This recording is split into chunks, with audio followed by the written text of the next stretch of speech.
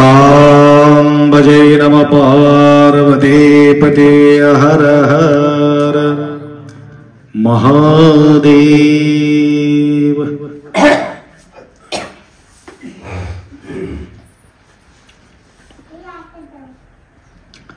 वागर्थ विव संपृक्तो वागर्थ प्रतिपत्ते जगतपितरो वंदे पार्वती परमेश्वर। त्रिकाल वंदनीय प्रातस्मरणीय पूज्य गुरुवार्यांचं स्मरण करून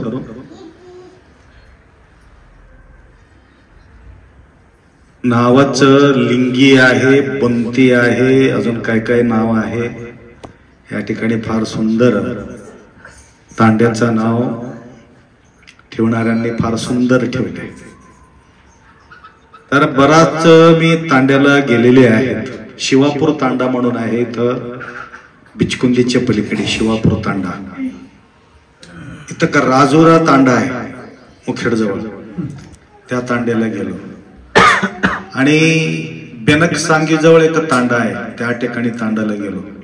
भोकर जवळ एक तांडा आहे, त्या ठिकाणी गेलो। तो भोकरच्या पलीकडे आता पिंपळगाव महाराजांचा कार्यक्रम चालू आहे। तर अशा प्रकारे अनेक तांडा आम्ही फिरलो। तर एवढं सुसंस्कार असणारे, काय नाव तुमचं? पंढरी गुरुजी नावाचं पंढरी आहे। तर पंढरीनाथांचा गुरुजीच्या या तांड्यात आल्यानंतर एवढा भव्य स्वागत या ठिकाणी फुलांना सजून आमचं स्वागत त्यांनी केलेले आहे।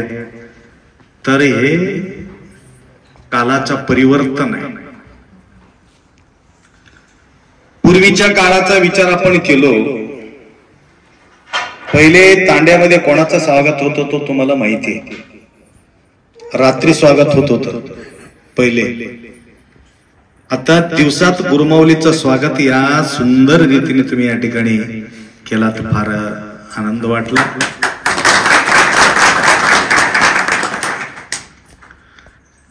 बळकट धरिले गुरुपाय आता झालो मी निर्भय। निर्भय होण्यासाठी घट्ट पाय धरावा लागतो। तर आपल्या परिसरात प्रभू चव्हाणजी, मी इसवी सन 2013 मध्ये अनुष्ठानला बसलो होतो। एकलार मध्ये गुप्त अनुष्ठान होतं। त्या अनुष्ठानाच्या काळामध्ये MLA वगैरे झालेले नव्हते। पहिले सुरू येऊन असा घट्ट पाय धरले, बळकट धरिले गुरुपाय आता झालो मी निर्भय। निर्भय होण्यासाठी घट्ट धरावा लागतं। अशा प्रकारच्या तो घट्ट धरलेत आम्हाला। तेव्हापासून सर्व गुरुवर्यांच्या प्रती त्यांच्या निष्ठा आहे, तरी आमच्या प्रती त्यांच्या जो निष्ठा आहे आम्ही या मुखानं सांगू शकत नाही। तर परवा जे कार्यक्रम केले होते त्यांनी, तर सर्व कार्यक्रम संपल्यावर सायंकाळी 6 वाजता मी आलो इथे। तरी तेवढंच भव्य रीतीने त्यांनी सुद्धा आपला स्वागत त्या ठिकाणी केले। कारण एवढं परिवर्तन होण्याचं एकमेव कारण आहे आपल्या समाजामध्ये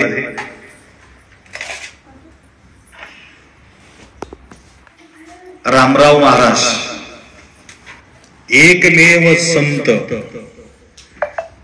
आपल्या कुलाचा उद्धार करण्याकरता त्यांच्या आगमन तुमच्या समाजामध्ये झालेले आहेत। लक्षात आलं का? तर तेव्हापासून एवढा सन्मार्गाला सगळे लागलेले आहेत। ज्यावेळी तुम्ही सन्मार्गाला लागल्यापासून आपल्या वैभव बी वाढत चालले, समाधान बी वाटत चालले। कारण भीतीचं जीवन होतं ना ते, भयानक भीतीचं जीवन आता निर्भय जीवन आहे। भीतीचे पोटी जगणं काही सुखाचं असतो का? आता काही भीती नाही, कारण अशा प्रकारचा जो थोर संत आपल्या समाजामध्ये जन्म घेऊन फक्त घराचा उद्धार न करता संपूर्ण कुलकोटीचा उद्धार त्या ठिकाणी त्यांनी केलेले आहे. आणि माँ भगवती देवी माता भवानी माताचा जोड या ठिकाणी तुम्हाला लावून दिलं. सांगण्याचं तात्पर्य सन्मार्ग हा सुखाचा असते. मराठी सगळ्यांना कळते ना? सन्मार्ग हा सुखाचा असते, दुर्मार्ग हा दुःखाचा असते. दुर्मार्ग सुरू करता वेळे फार समाधान वाटते, दुर्मार्गाला जाताना फार आनंद वाटतो, सन्मार्गाना जाताना दुःख वाढते, परंतु शेवट मात्र एकदम सुखाचं असते. परंतु हे शेवट मात्र भयानक दुःखाचं असते. त्याकरता दुर्योधनाचा बघा तुम्ही, शेवट काही सुखाचं झालं का त्यांना? जीवन जगत असताना दुर्योधन एवढं प्रभावशाली, गडगंच संपत्त, कोणाला ऐकणार नाही एवढा ताकददार माणूस, परंतु अंतकाल काही सुखाचा झालेले नाही. लक्षात आलं का? त्याकरता ज्यावेळे चांगल्या गोष्टी ऐकता वेळेस अवघड वाटते, वाईट गोष्टी ऐकताना गोड वाटते, तरी सुधारणा करण्यासाठी संपूर्ण जीवन तपमय करून टाकावा लागला त्यांना. त्याकरता गुरुमाऊलीच्या मार्गदर्शनाखाली प्रभूजी आल्यामुळं, चव्हाणसाहेब प्रभू चव्हाणसाहेब आल्यामुळं, माऊलीच्या दर्शनामुळं, त्यांच्या नजरेत असल्या कारणानं त्यांच्या माध्यमातून तुमच्या तांड्याला यायचं असेल तर एवढा अवघड रस्ता, एवढा अवघड रस्ता पूर्वी चालायला सुद्धा मुश्किल होत. तुमच्या तांड्यामध्ये यायचं असलं तर एवढं खतरनाक वाट. आता दोन वाट छान झालेले आहे. कोणतं कोणतं? बाहेर असलेले वाट आणि आत असलेले वाट. आचार मार्गे ठाई. आचार म्हणायचं एक मार्ग आहे. मार्ग निक्का मनमत मारित असे हक्का. बघा, पहिले डांबर नाही, काय नाही, मातीचा रोड बी नाही. अशा प्रकारचे दुष्काळमध्ये जे झालेले आहे तेवढंच रोड तुमच्या गावी होतं. किती परेशानी होत. आता निग्गा मार्ग असल्यामुळं आम्हाला गाडीला वेळ लागला काय यायला. परवा आम्ही चुकून काय केलो, ते आडवा मार्गामध्ये शिरलो होतो आम्ही. बोरगाव कोणतं, बावलगावच्या अलीकडे एक आहे, हा, ते मध्ये शिरलो. ते बादलगाव की काय, हा, आणि मध्ये शिरलो. पुरा इथं तंड्याला येईपर्यंत भयानक खराब लागला. आज आम्ही विचार केलो कोणाच्या गोष्टी ऐकायच्या नाही, जवळ बघायचं नाही, डायरेक्ट सिमेंट रोडला आलो. तिथं मुकराबाद ओलांडून वंटगिरकी कोणतं तरी गाव, हा, सावरमाळ, त्या रोडानं येऊन अंगरगा या प्रकारे आम्ही आलो. लवकर येऊन पोहोचलो. तर मार्ग निक्का असल्यामुळं लवकर पोहोचलो. अवघड मार्ग असेल तर पंक्चर तर होत होतं, गडबड तर होत होतं, काहीतरी होत होतं. तसं आम्ही सुद्धा, आम्हाला आचार मार्ग सांगितले. काय काय सांगितले आचार मार्ग? सुखाचा जीवन जगण्यासाठी काही मार्ग आहेत. नका जावो आडवाटे. आडवा गेल्यानंतर अवघड होणार आहे.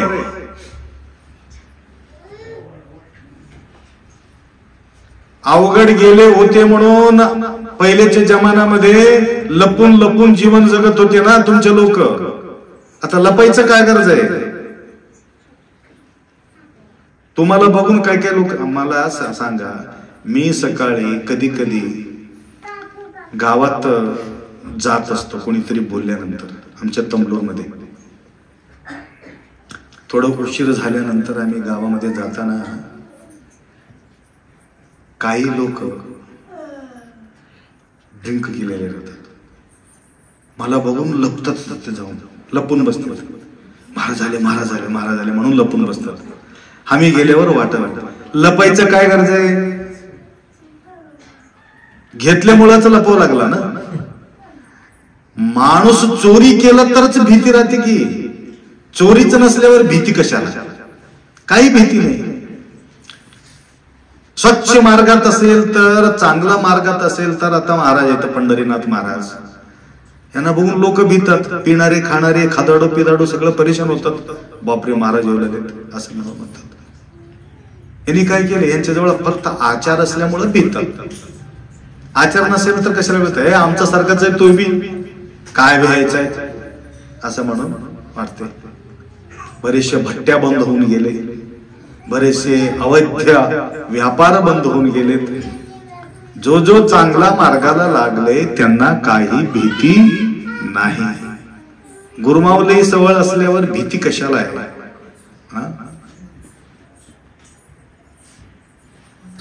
म्हणून आज राजोरा तांडामध्ये तिथे एक सुधाकर चव्हाण म्हणून एक मुलगा असते. ओळखायला तुम्हाला? ते आपल्याकडं काही वर्षापूर्वी आला होता. त्या तांड्यामध्ये जायला पोलीस लोक भीत होते. आता बी जात नाही पोलीस लोक. एवढा परिश्रम तांडा आहे. तिथं गायपच करून टाकतात, त्याला पत्ताच ठेवत नाही. अशा प्रकारच्या अजूनही भट्ट्याच्या भट्टे चालू आहे. ते दारूच्या भट्टी तयार करायचं. तसल्या तांड्यामध्ये ते सुधाकर माझ्याकडे आला. आप्पा मला उपदेश घ्यायचा आहे, आपल्याला पदयात्रा करायचं आहे. म्हणून मनमथ स्वामीला आमच्या सोबत पदयात्रेला निघाला. काही गोष्टी ऐकून घेतलं. नंतर लेकरासहित लिंग दीक्षा घेतली. लिंगायत लोक सुद्धा तेवढा पूजा करत नाही. तेवढा सकाळी सकाळी त्यांना तेवढा पूजा करते, पाठ करते, जप करते, सगळं व्यवस्थित. मी तिथं दोनदा तीनदा त्याच्या घरला जाऊन आलो त्या तांड्याला. तर ह्यांच्या बघून अनेक अजून काही सुधारणा त्या ठिकाणी होऊ लागलं. सांगायचं म्हणजे ज्यावेळे सन्मार्गात आपण असतो आम्हाला भियायचं काही गरज नाही. ज्यावेळी वरी आपण जाणार आहोत त्यावेळेस सुद्धा आपण भियायचं गरज नाही. कोणी कोणी म्हणतात काय देवदेव करून बी मरावंच लागते, चोरी करून बी मरावंच लागते. सगळ्याला मरून जायचंच आहे. खोटं बोलणारे बी मरते, चोरी करणारे बी मरते, डाकू टाकणारे बी मरते, सगळ्याला बी बेमारी येते, देवदेव करणाऱ्याला बेमारी येते. तसं साहजिक आपण म्हणतो ना. मग काय फरक आहे? कशाला देवदेव करायचं? आडमट लोक अशा प्रकारच्या प्रश्न विचारतात आम्हाला कधी कधी. तर एक महात्मा फार छान उदाहरण दिलं. काळ सर्वांना खाते, काळ बैसला से बाप्पा. काळ बैसलेले आहे, सर्वांना काळ पकडणारच आहे. कालाचा आधीनच हो. मृत्यू असोनी सिरी, सुख मानती संसारी. काय म्हणावे तुम्हाला ऐसा कैसे मूड झाला. मृत्यू सगळ्यांना पकडते, परंतु कसा पकडते मृत्यू? ज्यावेळे मृत्यू येणार आहे त्यावेळे जो पुण्यात्मा आहे, धर्मात्मा आहे, महात्मा आहे, अशा प्रकारच्या लोकांना मृत्यू पकडण्याचा तरीका वेगळा असतो. काय ऐकलं का? तरी का वेगळं असतं. मांजर बघितली की नाही? मांजर, बिल्ली बिल्ली मांजर. ते मांजर उंदीराला कसा पकडते? उंदीराला हळू पकडते का? गपचूप जाऊन तो दिशी पंजा मारून असं पंजा लावून मानाला असा पकडते, खतमच करते, त्याला जिवंत सोडत नाही. लक्षात घ्या. तस मृत्यू मांजर असल्यासारखा आहे. मांजर मानाला पकडून कट करून टाकते उंदीराला, परंतु स्वतःच्या पिल्लीला सुद्धा मान पकडते. स्वतःच्या पिल्लीला सुद्धा मान पकडून असं पकडते. दात लागते का त्याला? त्याच्या पिल्ल्याला इथून तिथं, तिथून तिथं, तिथून तिथं अनेक घराकडे फिरत फिरत फिरत घेऊन जाते. आहे की नाही मांजर तुमच्या ह्याच्यामध्ये तांड्यामध्ये? तिथं ठेवते, परंतु दात लागत नाही, आधार घेऊन जाते. तसं पुण्यात्मा लोकाला, धर्मात्मा लोकाला अशा प्रकारच्या मांजर जे आहे, काळ जे आहे, आधार पकडून देवाजवळ घेऊन जाऊन ठेवून टाकते. पाप करणाऱ्या लोकाला उंदीराला पकडल्यासारखं पकडते, नरकामध्ये ढकलून टाकते. दुसरं काहीच. हे मृत्यूच्या काळामध्ये समोर येते माय. जो पुण्यात्मा आहे त्याला भियायचं गरजच नाही. पापात्मा आहे, भीत राहतो, कसं होईल कसं होईल कसं होईल. त्याप्रमाणे आपण सुद्धा सन्मार्गाला लागलेले आहोत. कलिकाळाचा प्रभाव भारी आहे. मी दुपारी सांगून गेलो, त्याच्याबद्दल मी डबल या ठिकाणी उल्लेख करत नाही. हे प्रभाव कलीला जागा दिले. राजा परीक्षित कलीला जागा दिले म्हणे. हो, द्वापार संपला, हे कलियुग प्रारंभ झाल्यानंतर तो वृषभाचा अवतार घेऊन त्या ठिकाणी येऊन त्याच्या समोर थांबलं. तर विचार केले, मला जागा द्या, तू कोण आहे? मी कली आहे. तसं तुला जागा मी देणार नाही, आता तू इथून निघून जा म्हणले. मी जाण्यासाठी आलेले नाही, राहण्यासाठी आलेले. कुठबी जागा द्या, मी राहायला तयार आहे. आणि ते जागा सोडून मी हालायला सुद्धा तयार नाही.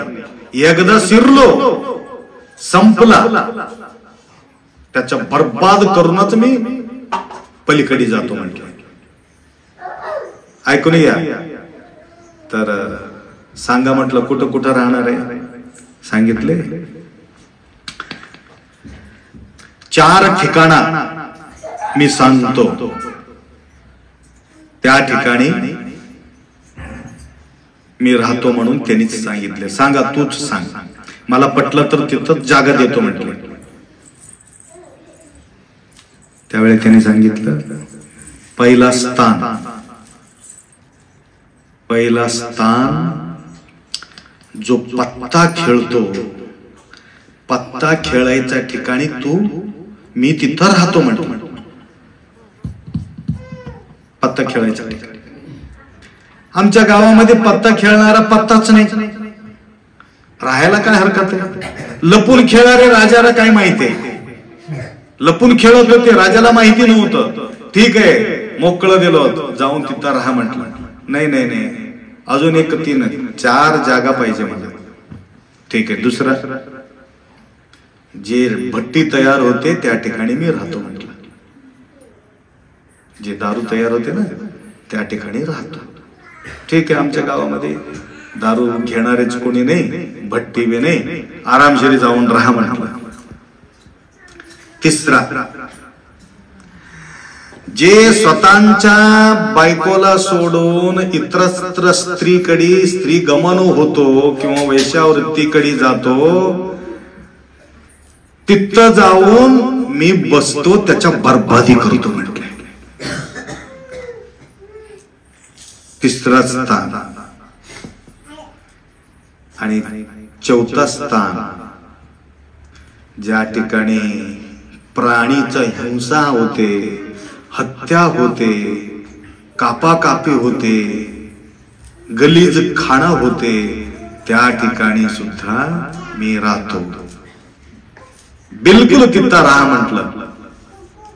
आणि हे चार गोष्टी ज्यांच्याकडे आहे समजून घ्यायचं, त्याच्या पोरा सत्यानाश झाले, बर्बाद होऊन गेले सगळे.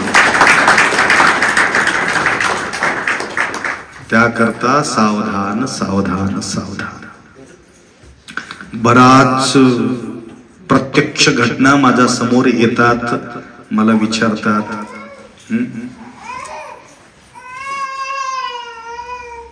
परवाच्या दिवशीच एवढा सुंदर होती ती बाई, त्यांच्यामध्ये कुठल्या प्रकारच्या उणीव आम्ही पाहू शकत नाही, तेवढा सुंदर स्त्री होती.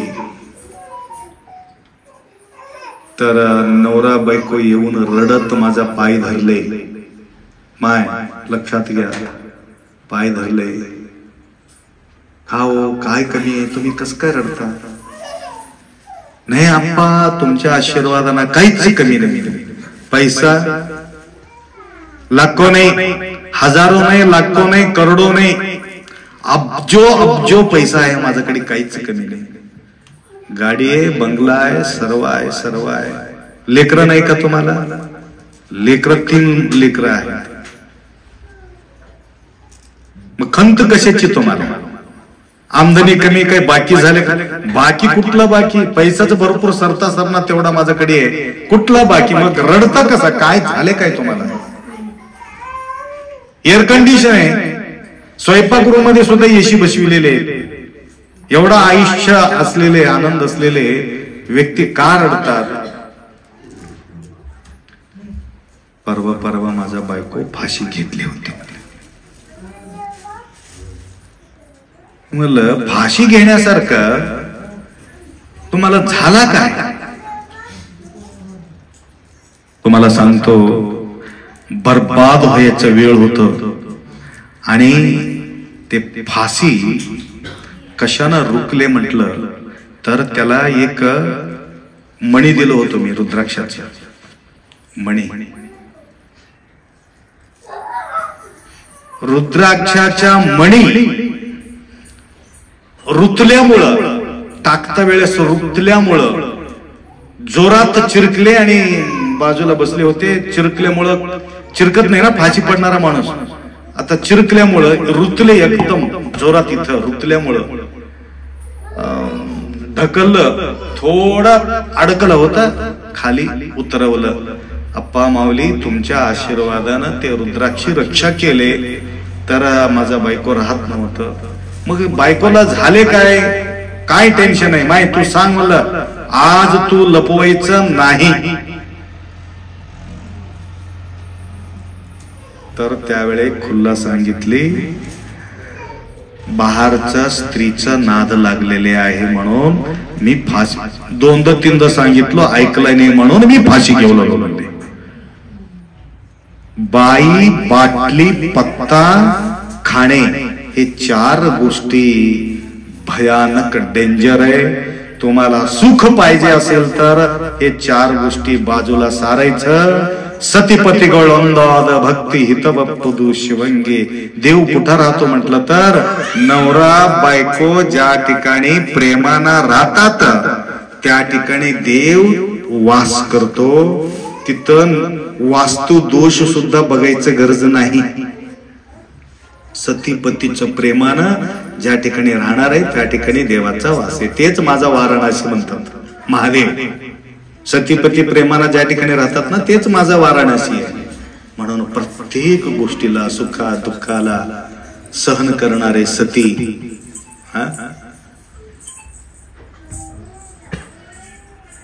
सुखात तर काय काय लोक, तुम्हाला सांगतो, आता कुठं जायचं नाही ना तुम्हाला, नाहीतर तुम्हाला मस्त महाराज बसले सांगत राहिले म्हणून तुम्हाला असं वाटूच ना. आम्हाला अजून 2 घंटे 4 घंटे मला बी तुम्हाला बघून मजा वाटायला. एवढं कडक उन्हामध्ये अजून 4 घंटे सांगा. नाही, एवढं कडक उन्हामध्ये तुम्ही आमचा वाट बघत बसले म्हटलं तर मलाच विचित्र वाटलं. काय यांच्या श्रद्धा म्हणावं, काय म्हणजे भक्ती म्हणावं. म्हणून तुमच्या भक्ती बघून माईक घेतलो, नाही तर मी कसे प्रवचन करण्यासाठी आला नाही इथं. तुमचं भक्ती बघून प्रवचन करण्याचा आपल्याला अपेक्षा या ठिकाणी निर्माण झाली.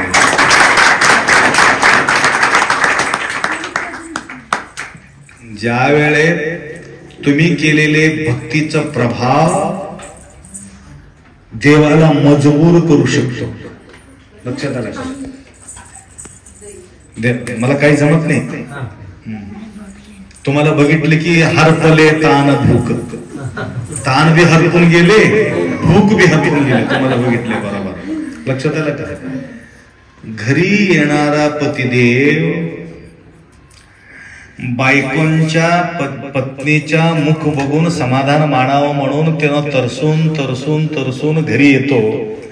आल्यानंतर हे बाई म्हणून बसली तर त्यांना म्हणतो हे काही मामला गडबड आहे. आता थंडगार नाही, गरम करायला भारत जाते.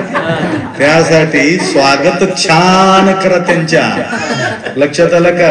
माझा पतिदेव येऊ लागला म्हटलं तर काय करा, तोंड वगैरे धुवून फर्स्ट क्लास मेकअप करून हे बिंदी वगैरे लावून असं सजावट करून यावं. पतिदेव येताना त्याच्या नजर बाहेर पडूच नको. तुमच्या एवढा लक्ष्मी दुसऱ्याकडे त्याला दिसूच नाही. त्या प्रकारचे त्यांच्या स्वागत करायचं. सगळं गडबड इथंच आहे. म्हणून हे गडबड सुधरून घ्या, सावधान व्हा. म्हणून त्यांच्या समाधान आपला महत्वाचा आहे. थकलेले व्यक्ती त्यांच्या थकवा दूर कधी होतो? लेकराच्या तोंड बघितले की थकवा दूर होते, पत्नीचं तोंड बघितली की थकवा दूर होते. तेवढा मेहनत करून करून आलेल्या माणसाच्या मनामध्ये एक हलका निर्माण होते. हसत हसत थंडगार, उन्हाळा असला तर थंडगार पाणी द्यावं, हिवाळा असला तर गरम पाणी द्यावं. ते उलटा करत येतं. सकाळी सकाळी थंडगार पाणी देते. असं दिलं तर कसं होईल? म्हणून वेळानुसार काळानुसार त्यांच्या सेवा करावा लागते. लक्षात आलं का माय? तर तुम्हाला सांगत होतो तर या ठिकाणी काय बोलत होते की मला विसरून गेलो. ते मणी हरपले ना ते. हा, मणी हरपले. नंतर ते जीव वाचलं. नंतर त्याला आम्ही सांगितले की या पद्धतीनं तुम्ही त्यांच्याकडे लक्ष ठेवा. एवढं सुंदर तुमच्या सती बघा. हा, सती म्हटले की आठवण आलं. त्याचे मॅटर संपले ते. तर सांगून हे केलो, ज्या वेळे रामायण घडते, माता सती, सीता माता घर सोडताना मला वैभव बघून दिले, जंगल बघून दिला नाही. मी आहे ना तुमच्या सोबत म्हटली का? ते नाही. दुःखामध्ये सुद्धा साथ दिले, सुखात तर साथ देतो. बर्बादीच्या अवस्थामध्ये सुद्धा पत्नी कधी साथ सोडू नये, मरेपर्यंत त्यांच्या साथ सोडू नये म्हटलं तो खरा सती आहे. लक्षात आलं का? परवा एक दाखवून घेण्यासाठी माझ्या जवळ येतात, तरी सुद्धा वेळानुसार तुम्हाला बोलतो. एकदम नवरा बायको एकदम शिस्त आहे. माय मुलीचं लग्न केला, नवरा बायको एकदम गोडगोडीत आहे, परंतु त्यांचे वडील म्हणतो तोडून घ्यायचंय. बरं का रे, पागल झालंस का? असं का बोलतोस? नाही आप्पा, तुम्ही काय करा, माझा मुलगी माझा ऐकण्यासारखा काहीतरी करा, मला तोडून घ्यायचंय. काही सासू बरोबर नाही का? हो, एकदम छान आहे. सासरा छान आहे. नवरा खातो पितो नाही. मग तोडतोस कशाला? अडचणी काय आहे ते सांग मला, मी सांगतो तुला उपाय. नाही बाप्पा, त्याच्या ठिकाणी त्यांच्या घरी माझा लेकराला त्याच्या प्रॉपर्टी बघून गेलो मी. ठीक आहे, मग झालं काय, एक एक एकर विकत चालले त्याने. मग प्रॉपर्टी नसल्यावर माझ्या मुलीचं कसं होईल, म्हणून मला तोडून घ्यायचे. बघा, विचार करायची गोष्ट आहे. कधी दुःखाचा काळ येतो, कधी सुखाचा काळ येतो. एकदा दिल्यानंतर संपला. आणि त्यांच्याकडून तुमच्या मुलीला काही दुःख आहे का, मारपीट आहे का? नाही, एकदम गोडीनं आहेत, काही काळजी करण्यासारखा नाही. मूर्ख तसं करून घेऊ नको. नंतर पूर्ण प्रॉपर्टी चक्क बर्बाद झाल्यानंतर तुमच्या जावाईला, तुमच्या मुलीला आणून घरात बसून घे, 2-2.5 चक्कर मुलीच्या नावानं कर, आनंदानं राहतील. परंतु असं काम करू नको. तरी सुद्धा डोक्यातून जाईना. म्हणजे लेकराच्या प्रती वडिलांच्या, आईचं काय धोरण असते, आमच्या मुलगी सुखानं राहावा, याला बी प्रॉपर्टी राहावा, कोणाला भीक मागण्यासारखा अवस्था होऊ नये, एवढं काळजी आई वडील आमचा घेतात. परंतु आई वडिलाकडे लेकराचा काळजी नसते. पळायचंच पळू नको रे म्हणून आई मागे लागलेले असते, पोरग पुढे पळत राहते. आता ते गवसते का ते पोरग? आई थकलेले राहते, पोरग कुठं गवसते? गवसत नाही. म्हणून या सर्व गोष्टी आपल्या कल्याणासाठी असते. त्याप्रमाणे आज पंढरीनाथ गुरुजी आपल्या या तंड्याला बोलून घेऊन तुम्हा सगळ्यांना, बघा, त्यांना काहीतरी बोलायचं असलं तर त्याने बोलून घेऊन गपचूप मध्ये 2 गोष्टी सांगून मला हकलपट्टी करायला पाहिजे होतं, परंतु तसं केलं नाही. सगळ्याला सांगितले, हो सर्वत्र साचारा हाची प्रसाद आवडी. गुरुमाऊलीचं दर्शन सगळ्यांना घडावं, सगळ्यांना सुख समाधान व्हावा. म्हणून जो सगळ्यासाठी मागणी करतो त्याने समाधानकारक सुखी असतो. सबका मंगल सबका मंगल सबका मंगल होई रे, तेरा मंगल मेरा मंगल सबका मंगल. हे संतांचं लक्षण आहे. स्वार्थ व्यक्ती संत होऊ शकत नाही. संतांचं लक्षण काय असते? सगळ्यांचा भला हो, सगळ्यांचं कल्याण हो. म्हणून तुकोबारायाला सगळे लेकर सारखंच वाटायचं तुकोबारायाला. परंतु बायका म्हणायचं काय, तुम्हाला अक्कल आहे की नाही, की आमचं बी लेकर आहे हो, आमच्याकडे लक्ष ठेवा. कोणीतरी काहीतरी दिलं तर वाटूनच येतोस, कोणाला काय दिलं तर वाटूनच येतोस, घरापर्यंत ते पोहोचतच नाही. ते बी माझाच लेकर आहे की, तुला काय करायचंय? तुझं स्वतःचा लेकर आहे, तुला काही खबर नाही का? म्हणले स्वतःचा असला तर काय, त्याचा असला तर काय, लेकर म्हणजे लेकरच आहे. माझा तुझं त्याच्यामध्ये हे काय? उरला नाही तुझे पण तया महादेव शरण. येता वाटामध्ये एक व्यक्ती गवसला, आप्पा थोडा हे पिऊन जा म्हणले, दूध, ह्याचा उसाचा रस पिऊन जा म्हणले. पैसे नाही, काही नाही, उगा फुकट. नाही हो, मला वेळ नाही. त्या काळामध्ये उसाचा रस पाजित होते. काय म्हणतात त्याला? घाणा होडीत तर घाणा. पहिले बैल फिरत होते, रस काढत होते, गुळ काढत होते. त्यावेळी येणाऱ्या जाणाऱ्याला फ्री. किती बी ऊस खावा, किती बी गुळ खावा, किती बी त्याचा रस पिवा, काय, नो टेन्शन, नो प्रॉब्लेम. येणाऱ्या जाणाऱ्याला बोलून बोलून बोलून पाजित होते. तसं तुकोबारायाला एक कॅन भरून हे दिले, ते काय म्हणतात, ऊसाचा रस. तुकोबारायाचं तर ख्याती फार मोठं होतं ना. महाराज म्हणून एवढं लोक जमा झाले. तसं तुकोबाराया आला तरी सुद्धा ते सगळं धावून येत होते. तिकडे वाटाणा चलत जाताना महाराजी या म्हणून सगळं सुसरे त्याला फुल्ल उसाचा रस पाजविले. नंतर तुमच्या घरी लेकरं आहेत महाराज, घेऊन जावा. एक लांब एक 3-4 ऊस आणि ते रस कॅन भरून ठेवून टाकला. आणि खास करून महाराजाच्या मागे लेकरं लागत होते. त्यांना असले की काहीतरी भेटलेले विचीज देत होते म्हणून त्याच्या मागे लागत होते. मी बी लहान होतो बेटा, एवढं एवढं लहान होतो मी. देवाचा दिवा लावत होतो.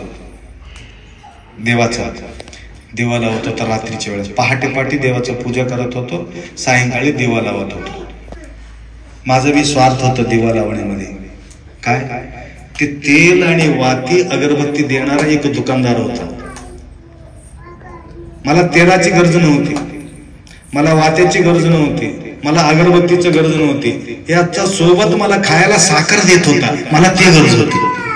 लक्षात आलं का तुम्हाला?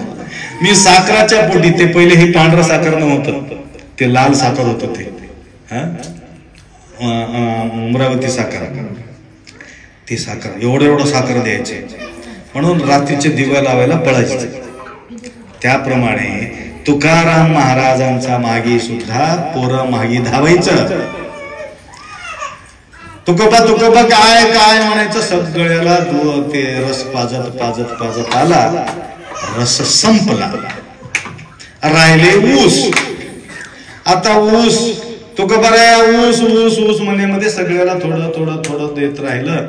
एक शिल्लक राहिले त्याच्याकडे. एक 4-5 लांब ऊस घेऊन आले. एक पोरग पळत आला. तुमच्या पतिदेव एवढा ऊस होते, एवढा रस होते, सगळ्याला देऊन एकच ऊस घेऊन येऊ लागला म्हणून चाडी सांगितले झाले समोर येऊन. सांगितले डायरेक्ट. सांगितल्यानंतर त्याला आले राग. किती राग होते तेवढंच त्यांच्या प्रती प्रेम होते त्याचे. येऊ दे म्हणले, वाट बघत बसली. काय हो तुम्हाला रस दिले होते? हो दिले होते. मग कुठं ठेवलं? लेकरं पिले. मग घरी लेकर आहेत की? ऊस आणलं की ऊस आहे ना, ऊस काय? ऊस किती दिले होते? 5-6 ऊस दिले होते. मग एकच दिवस लेकर खाल्ले. असा राग आले त्याला, असा राग आले. ते ऊस घेतले, खन्न दिशी वाजविले. कोणाला? तुकाराम महाराज. पाठीवर खन्न. तुम्हाला कळतच नाही म्हणजे. कितीतरी वरून सांगावं, आम्हाला बी लागतं लेकर आहे, आमचा बी संसार आहे, आमच्याकडे तर लक्ष न ठेवता असं म्हणा. त्यावेळी खुशीनं तो तुकाबार आहे म्हणतो, बघ देव पांडुरंग किती कृपाळू आहे. मी आणलो होतो 1 ऊस, तू मला मारल्यामुळे 4 ऊस तुकडं पडले. इथं सगळे लेकरांनी एक देऊन टाक मला. हे आहे उदार भावना, उदार अंतःकरण. तसा पांडुरंगजी तुम्हा सगळ्यांचं कल्याण हो दे, आपणचं दर्शन हो दे असं म्हणून या ठिकाणी तुम्हा सगळ्यांना सूचित केलेले आहे. तर या ठिकाणी समाधान वाटलं. हे तंडा नगरी तंडा राहिलेले नाही. आला का लक्षात? ज्या ठिकाणी प्रेम आहे, ज्या ठिकाणी भक्ती आहे, ज्या ठिकाणी श्रद्धा आहे, ज्या ठिकाणी विश्वास आहे, त्या ठिकाणीच देव आहे. म्हणून जातीहीन नमने ज्योतिताही नवे जाती विजाती अनवेळ देव नुडिदांत जात सर्वज्ञ. हे लमाण्याचं आहे, लिंगायताचं आहे, हे आहे, रड्डीचं आहे असं म्हणून देव आहे ना. शबरी सारखा भक्ती करणाऱ्या व्यक्तीजवळ देव ऑटोमॅटिक धावून येतो. एक छान गाणं म्हणतात बघा, झोपडी के भाग्य खुल जाएंगे राम आएंगे. असं गाणं ऐकलं की नाही? फार फेमस होतं. झोपडी के भाग्य खुल जाएंगे राम, बिल्डिंग का भाग्य खुल जाएंगे, गुरु आएंगे. गुरुजी आएंगे, गुरुजी आएंगे, बिल्डिंग का भाग्य खुल जाएंगे. झोपडी कशाला म्हणायचं? बिल्डिंग का भाग्य खुल जाएंगे. त्या प्रकारे सुंदर असा हा कार्यक्रम या ठिकाणी तुम्ही आयोजित केला. तुमचा भक्ती बघून 2 गोष्टी बोलण्याचा ओघामध्ये बराच या ठिकाणी तुमचा वेळ घेतला. तरी तुम्हा सगळ्यांच्या जीवनामध्ये सुख शांती समृद्धी आयुष्य आरोग्य ऐश्वर्य कृपा करो. असंच सन्मार्गांना जाण्याचा शक्ती प्रभू प्रदान करो. एवढा अपेक्षा व्यक्त करून तुम्हा सगळ्यांना मराठी येते म्हणून सुद्धा मला समाधान वाटलं. कन्नडमध्ये तेवढा मी विशेष बोलत नाही, परंतु मराठीमध्ये थोडं बोलतो. तर एवढा अपेक्षा व्यक्त करून 2 शब्द या ठिकाणी विराम करू. सांबजे नमः पार्वती हर हर हर हर.